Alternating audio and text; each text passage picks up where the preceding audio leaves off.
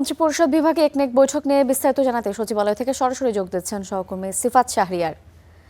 সিফাত, আমাদেরকে জানাবেন আজকের একনেক বৈঠক সম্পর্কে বিস্তারিত কি তথ্য আছে আপনার কাছে, এবং আলোচনায় কোন কোন প্রকল্প প্রাধান্য পাবে বলে আপনার কাছে তথ্য আছে?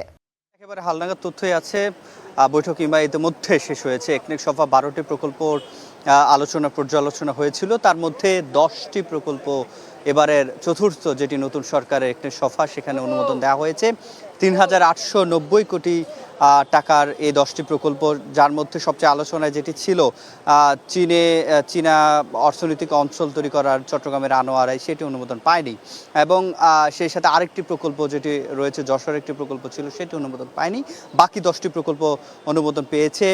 তো এর মধ্যে চট্টগ্রামে কক্সবাজারের বাঁশখালী যেটি রয়েছে, সে এলাকায় একটি মহাসড়ক, আঞ্চলিক মহাসড়ক নির্মাণের যে প্রকল্পটি, সেটি অনুমোদন দেওয়া হয়েছে। এছাড়া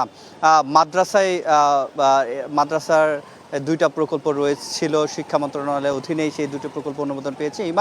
আজকের এই 10টি প্রকল্পের মধ্যে 5টি প্রকল্পে নতুন এবং 3টি প্রকল্প সংশোধিত আকারে অনুমোদন পেয়েছে, এবং 2টি প্রকল্প সেটি পুরনো প্রকল্প, সেটি আসলে এক্সটেন্ডেড করা হয়েছে, সময় বাড়ানো হয়েছে।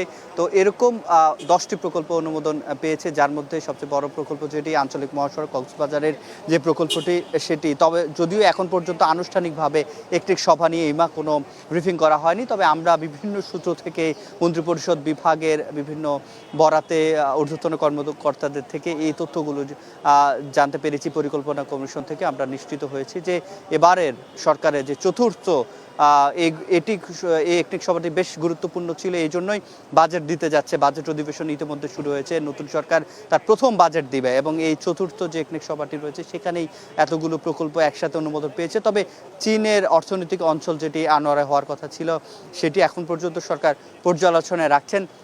আমরা শিক্ষামন্ত্রী বের হয়েছিল, শিক্ষা মন্ত্রণালয়েরও আমরা দেখেছি 2টি প্রকল্প অনুমোদন পেয়েছে। পানি সম্পদ মন্ত্রণালয় একটি অনুমোদন পেয়েছে। এই মিলিয়ে যে 10টি প্রকল্পর আমরা কথা বলছিলাম, সেগুলো আমরা দেখছি ভিত্তিপ্রস্তর স্থাপন থেকে শুরু করে পানি সম্পদ, তারপর আইসিটি বিভাগের প্রকল্প রয়েছে একটি।